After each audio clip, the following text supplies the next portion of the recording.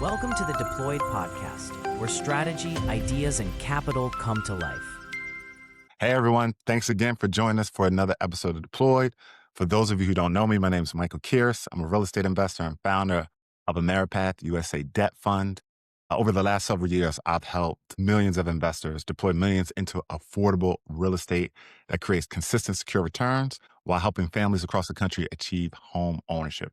I created Deployed because I realize everyone has capital, right? Whether it's money, knowledge, relationships, but few deploy it intentionally. So this show is all about the art and science of deployment and how high performers turn potential into power. Today, I'm super excited. We have Lawrence Hua. He's an AI product manager, building AI-driven products, technology, retail, and education. Welcome, Lawrence. I'm excited to have you. My first question for you is, how do you usually introduce what you do to people who don't know your world? I'm excited to hear that. Yeah, absolutely. Thanks so much, Michael, for bringing me on today.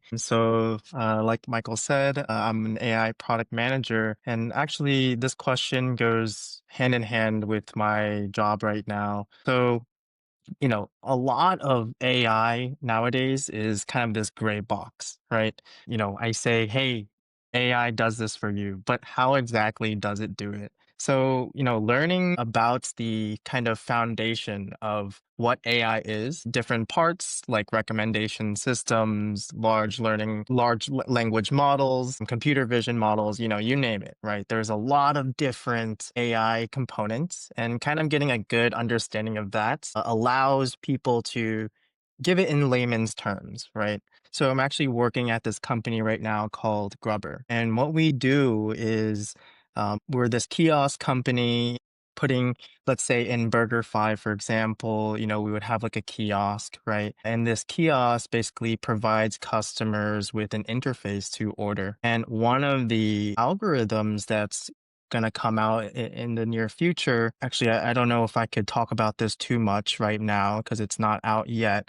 But essentially, what if you could get the next best item, right? And so how we kind of come across that, if you don't know anything about AI, is you kind of learn from the past responses, right? But the magic within AI is having that personalization. So, what if I could tell you not only is this interface you're able to kind of get an order through with it, right? But you're also able to get an order that you would want, that a best friend waiter would want to give you, right? So that's the difference between using just a normal, regular piece of technology than with using AI. Does that make sense? It does make sense. You make me think about a lot of things that we see on our interface, like with Gemini, Google. I see it in my Google Docs now. Even Microsoft, sometimes they will recommend how to reply to an email, for example. And a Right. couple of times I seen it, like it'll come up like gray and then you can tap it. And I was like, oh, wow, I would respond like that. Like it's really doing a great job of learning my voice and my tone and how I interact. And then to your point, it can replicate it. So what it sounds like is what you're saying is because of the data that you would collect on customers at this restaurant, you will begin to know, or the algorithm will begin to know exactly what that person may want to order and give them 3 or 4 suggestions. That's Yeah. insane. That's Yeah, insane. man. It's Yeah, and exciting. actually, just to kind of add on a little bit more, I'm also a founder as well. So I have this company, Expired Solutions, and we actually just launched our MVP. But kind of explaining this, what we do as an AI startup, right, is really, really hard, especially to our user base, which is just general shoppers, right? Anyone who would want to go to a grocery store and know more about the produce, right? So what if I told you I could tell you, how long a piece of produce would last, right? Down to the day, down to the hour, right? And, this is kind of the magic within this AI startup. So what we do, kind of explaining a technical term in layman's terms, is with one picture, we're able to see from past data what that current picture looks like, right? If it's bruised, if it has a certain color, right? And then, we can see, okay, how long does that item last, right?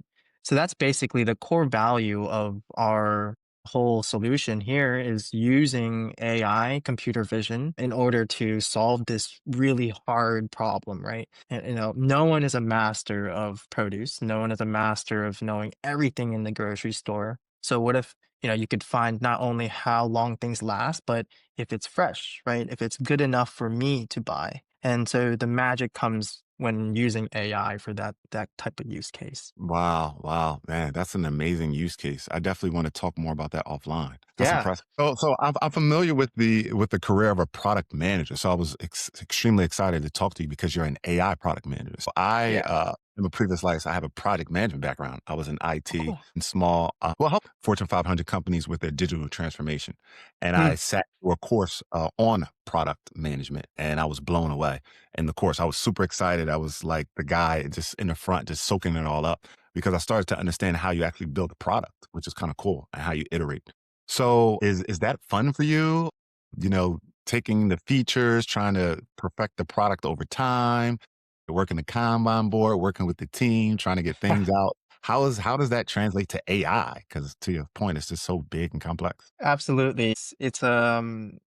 AI, I'd say, product management has definitely um pivoted in the way people actually do the job, right? I think I'm not sure how long ago you were a product manager, but up until recently, right, it's always been you are a product manager, you kind of know a little bit here and there, and it takes a while to kind of write the requirements, share it with your stakeholders, get down to what is the real problems you want to solve, and how can you share that with everyone in a convincing way, right? Kind of being like a master of all, the CEO of the product, right? So, how has it shifted a little bit? Well, with AI tools, it's made it 10 times less Oh, tedious, right? my. We're What? able to, yeah, we're able to get rid of the time it takes to write a huge PRD, highly detailed, based on hundreds of sources, right? And then just give the requirements to our team and say, okay, this is the direction we need to go. And then not only that, right? Product managers are shifting from getting down to the why to actually doing the how as well with prototyping. So as an AI product manager today, you're tasked with making these insane, AI features, right? But not only that, you're tasked with learning those AI tools and being able to prototype effective means to share to your stakeholders, right? Oh, So yeah. one way I actually do that is utilizing Cursor. So if you don't know what Cursor is this tool where you can create any software product within minutes. And so with a chatbot, I'm able to give my PRD that I also generate with ChatGPT, right? So within minutes, I have this PRD, FRD, which is a functional requirements document, and then some cursor prompts that I ask ChatGPT to create. Paste that all in the cursor, and within minutes, I have a prototype that I can share with my stakeholders, my leadership, and say, this is the vision. What do you think about it? What else can we do to make this better? Right. Wow. Um, and That's and that's what's happening today. Yeah, it's crazy. Yeah. Yeah. So I see commercials like I love YouTube University. I call it. I love watching YouTube videos and different things. And I don't pay for YouTube because I actually like the commercials. And I keep seeing these commercials about you can make an app in minutes and you can use things like Cursor. Are Yeah. platforms like Cursor expensive? Can any everyday person invest in those types of tools? Are they free? Are there minimum charges like ChatGPT? Tell me more about that. Yeah, that's a really great question. So, with money comes more of a comfortable life, right? That's the kind of saying that I always go by. That's what my father has always preached to me, right? And so obviously, having more income and capital to spend on AI will make your life even easier, right? 10x easier. For Cursor, it's a really expensive tool, if I'm being honest with you. So I would think. Yeah. I pay for the Ultra plan, which is about a $200 cost per month. And this allowed me to create 30 products within the past 30 days. So I did a challenge where I created 30 different products tackling 30 different use cases using AI. And Wow. also they utilized AI as well. So, you know, Wow. this $200 wasn't just thrown away. It was spent well, right? Learning a lot, right? So I would say that if I were to productionize it even more and, actually monetize them, right? I could probably make that $200 back, right? So that's the kind of give and take that I would say. It's money well spent if you know how to, do the end part, right, of monetizing it. Absolutely, absolutely. And like Cursor, are there many other platforms or are there similar types of platforms to Cursor? Because I've been hearing this for a while. Like you can make apps in minutes. Like people are using ChatGPT the wrong way. They're asking questions that they ask Google instead of creating products. Is it are there any other platforms out there? And is it really that easy to create a product that you can potentially monetize with these AI tools? Yeah, so that's a really great question. I think, I so given some background, I'm not the best, but I do have a foundation, right? I studied computer science at the University of Florida. I did a master's at Carnegie Mellon. And I did a lot of work within technology. I was a software engineer for a couple years. I've been around tech for about 6 years, right? So it's been, a lot of times where I've relied on my past experiences to kind of get through using, sharing this product with people, if you will. However, right, there are different types of tools. So I would say that Cursor is really developer friendly, right? You can get really granular with the code and you can customize a lot of different parts that maybe other tools wouldn't be able to as easily. But those parts that I do customize are not as important, right? Maybe it's some personalization on my face rather than an icon, right? So that's kind of the difference there. Those tools are called Windsurf. So Windsurf is a quick prototyping tool, in my opinion. You have this chatbot just like Cursor, but you talk to it and you can kind of edit feature by feature rather than output by output, if that makes sense. So what I meant by that is output being a small piece of code, right? A feature being a whole entire part, like a login or a register, right? Hmm, hmm. Yeah, so there are other tools like that. Windsurf is one, and Google Studio actually. Google, just recently Of released course they did. Opal. Yeah, they're crazy. Yeah, a lot of tools are coming out. So if you Wow. don't feel comfortable with any of them today, just you wait. Tomorrow another one will come out. Yeah, and they'll become, simpler and easier to use for those who don't have the technical background like you. Yeah, So yeah, thank you for sharing some of that with me. I'm just fascinated with technology. I've always loved IT. absolutely. Yeah, Lawrence, I want to go back for a second, right? Before all the sure. win, before all the cool stuff that you're doing, I want to get to who you were before the version of success showed up. So, were there any early struggles that shaped how you operate today?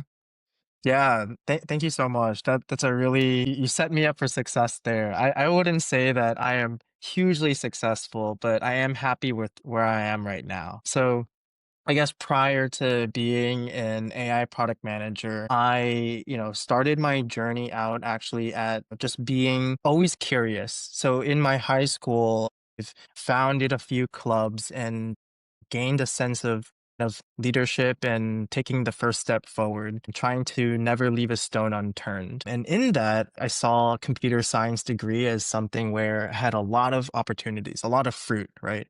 But then also, a place for me to um, kind of showcase what I can do in a really easy way. So that's why I chose computer science. And after my degree, I started my work as an engineer at Motorola. But it actually wasn't until a company hackathon where actually we won first place that I actually got to put on my product management hat and was like, dude, I love product management. I really am excited about, code, but what really gets me up in the morning is solving problems using technology. So, Right. kind of accumulating all of that, I decided, hey, I have this passion, but I'm really not foundationally good enough to kind of tackle this. I might have the grit, but I, don't have the smarts yet. So I applied for a few different master programs and I landed on Carnegie Mellon. So, there I did a information systems management master's, but we were able to kind of specialize in specific parts. And one of the parts that I wanted to specialize in was AI product strategy. So, here I got to dive deep into both the business parts, why users need technology solutions, and then, how AI solutions especially could help them. Ending off my kind of career there, I did a few experiences consulting for, different companies and building AI products for them. And then I found that actually, I grew up in a restaurant business family, and food waste has always been something that I've hated. It hurts the customer trust, it hurts the bottom line, and it also hurts the environment. So, put together all my skills, and I got together some friends, and we created a company to tackle food waste called Expired Solutions. And so that kind of, it was a little bit of what I talked about prior, but, we use computer vision in order to tackle food waste, helping shoppers to, with just a picture, find out if it's a fresh piece of food, if it's good enough for them to eat, and how long it'll last, right? We ended up pitching this product to Giant Eagle, which is an $8 billion retailer, and being a finalist in a venture competition. Afterwards, we actually pivoted to be more in the shopper space and actually another secret target group as well. I'm probably going to tackle them later on this year. But yeah, after that, I, just keep on wanting to build. Every day I've wanted to build since graduating. And just this past month, I've created 30 different products as well as launched my MVP for expired solutions. Yeah. Wow. Wow. That's amazing, man. That's pretty cool. I'm excited to see where you take that. Thank you so Okay. much. Yeah. So you've built something incredible, right? And even if you're still in the early stages, I know what that looks like and I know what success looks like. So I know that success is more mindset than mechanics. So I want to unpack how you think. So Yeah. what principles or beliefs guide how you make decisions? Yeah. Thanks for that question. That's an inspiring question. I think every day, I know it sounds cheesy, but I try to think about this quote. So no matter the outcome, today will be the best day of my life. So, every day I wake up, if it's something that's the task that I need to do, if it's a tedious task, I might be a little sad about it, right? But I'm going to tackle it no matter what, because I know at the end, it'll be the best day of my life, right? And if I keep on having those days where it's the best day of my life, one day that fruit will be real, right? It'll be truly maybe financially the best day of my life, socially the best day of my life, right? And so, just this past holiday for Christmas, we as a family, we built this sand couch going on the beach. Every year we do so.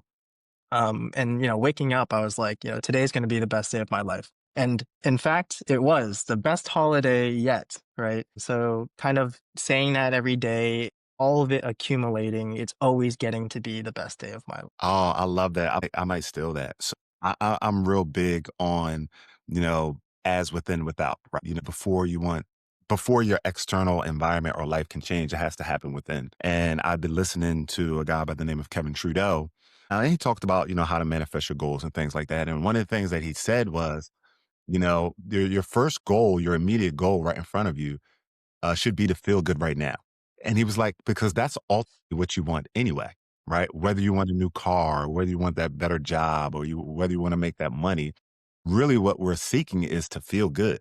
So I like how you've really positioned your kind of mantra or the words that you live by is like, today's going to be the best day of my life. Because man, with that intention, I can just see exactly why you've been having some of the success that you've been having that you'll continue to have.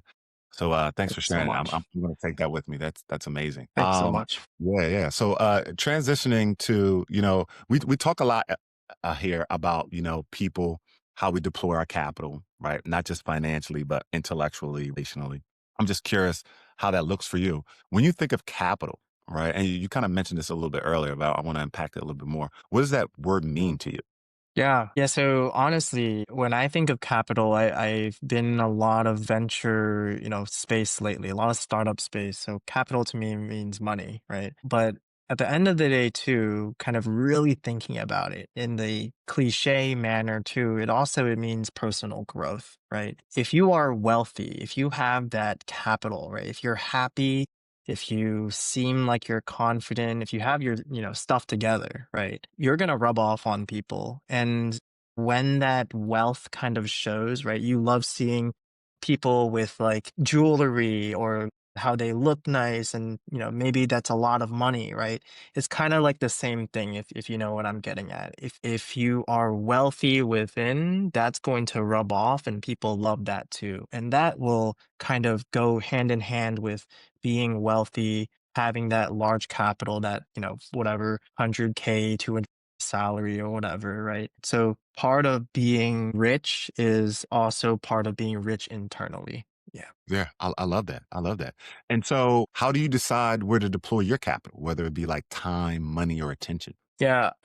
So in terms of like financially, I think I can break this down into kind of two ways. So personally and financially. So personally, how I deploy my capital is pretty bad.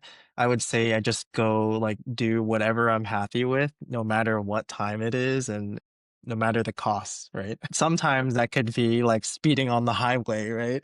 Or other times that could just be eating a lot of food. So personally, how I deploy my capital is trying to just be happy, really. Financially, I think this one gets a little more serious. So there's short term and long term, and then there's basically short term and long term, right? How do I want to save my money? And then how do I want to spend my money in the short term so that it makes me more money later down the line, right? Because I think that spending money uselessly on luxury items sometimes may be okay if you're going to maybe a networking event, right? That's how you want to showcase yourself. Maybe you're pitching to investors, right? You want to look nice, right? Maybe you want to, splurge out on a nice McDonald's meal because that's what makes you happy, right? That's totally okay. But then other long-term ones, like stock investment, for one, is what I do. Purchasing AI is, in my opinion, both a short-term and a long-term kind of capital gain and loss in a way. So yeah, that's kind of the points that I wanted to tackle on that end. I love it. I love it. And has your approach to wealth changed over the years? Definitely, definitely. I think as I start making my own money and spending less with my parents, it definitely hurts to kind of spend any money, honestly. Yeah. But when I used to think back to, or I think back to, all the holidays, right? You'd get like $5, $10, whatever it is, right? And you would spend that money, and it's like, okay, it's whatever. I just got it for holidays, doesn't matter. But now I'm working for my money, right? It's like, ooh, that $10, I kind of need that to eat, like shoot. Or like my AI company, right? Like I need that to pay for operational costs, right? It's, things like that. Yeah, So, that I can relate. So my son, he's 16, and mm, he just started doing edits on TikTok, like oh, anime. And he kind of knew what he wanted to do. Like he knew he had to get to a certain amount of followers and his videos would then get a certain amount of views. And then different musicians and artists would then pay him to use their music for his edits. So he's doing well, right? And I think he has about a little over $1,000 in his bank account. So now when I tell him like, hey, you're paying for your haircut, he's like, oh, I'm not paying for that. Oh, that's too much money. So now to your point, he's very particular on what he buys and what he wants because now he's not using mom and dad's money, he's using his own money. So it's very so I chuckle when you say, now that you're looking at it that you're not using your parents' money, you have to be a little bit more discerning and frugal with your money. So that's cool and funny at the same time. But I can yeah. relate. It's so fun. You probably I think I can guess your answer to this, but I'm gonna ask, where do you see the biggest opportunities to deploy capital intelligently in the next few years? Yeah, I think, yeah, you already know. So Mm, there's actually two things, right? So AI, of course, but then AI again is this black box. Where in AI do I deploy my capital? So there's two places I would recommend definitely. So and here's why. Actually, just taking a step back a little bit. So what does AI rely on, right? AI relies on data. It mm, relies on energy, right? Ton of energy. And then mm, it relies on the application, right? What is the AI actually doing? So three major parts. The Mm. application side of things is what our era right now is tackling, right? You see startups coming in and out every single day, hundreds and hundreds of them, right? People making projects and selling it off to companies for, hundreds of thousands of dollars, if not millions, right? So Wow. this application portion is being done every single day. Now, there's only two major parts left, which is the energy and the data, right? So obviously the big tech companies, investing in all of these data warehouses are the ones going to be winning in this. And then Uh, as well as that, the energy part, who are selling the lithium batteries, the energy that, AI relies on. And, there's only a couple companies out there too for that. So that's kind of uh, where my spread is right now. Right? So a little bit of here in the application side, a lot of bit in the energy and the data. And that's my bet, right? That's my opinion. But I wouldn't say I'm an expert. Honestly, my economics sucks. When I took economics, I got like, B, C in it. It doesn't, I don't remember. but I think you raise a great point, right? Yeah. The application is booming. AI is, what we were able to do in 20 years with the internet, we're going to do in 5, right? To your point. Yeah. So the ones that are supporting those applications, it just makes sense, right? Like Warren Buffett, Yep. he invests in things that he knows people are going to use every day, right? Insurance, ketchup, right? So I think your economics is spot on. So thanks for sharing that. I always like to end with perspective because the way we deploy Sure. capital says a lot about who we are and what we value. So you mentioned that it's changed over time. What does legacy mean to you? Hmm. Yeah, absolutely. So, just a short, sweet kind of couple sentences about it. I think legacy is it's both now and later. So, as well as growing up in a restaurant business family, I also grew up in a family with special needs. So my brother, he has autism. So, I find that my whole life is something that I'm going to be dedicating towards that, right? But then also, I want to have my own legacy too, my own children to explore this AI world, right? Explore the new future, right? I definitely want that. So it's both here and now. So having success is, of course, financially to me, because of the opportunities that it gives for my family and my future family. But it also means, that I can do the things that I want to now. Yeah. That's awesome. That's awesome. And then we'll end this awesome interview on this. What's one lesson about money or life you want to pass on to your kids or your younger self? Shoot. I would say don't spend a dollar until you know what you're spending it for. I like it. Yeah. I like it. Yeah. Guess, thank you again for another awesome episode of Deployed. We'll see you next time, and thanks for spending time with us. Of course. Thank you. Bye-bye. You've been watching the Deployed podcast, where we deploy insight, capital, and growth.